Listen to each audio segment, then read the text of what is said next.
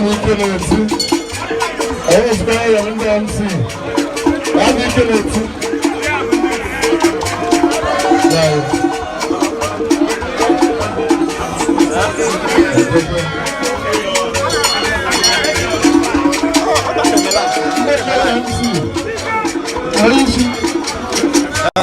MC, what's going on? Okay. Yeah? Abi Kenneth. Oh, she will be here. Abi Kenneth. MC na kwaba.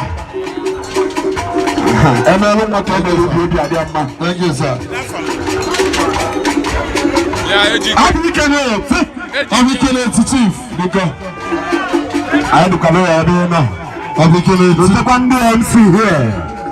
At you want to do as a mother. Dalo. Abi Kenneth. I am a brother. Abi Kenneth, chief. May your daisies belong always. I say, chief. One thing about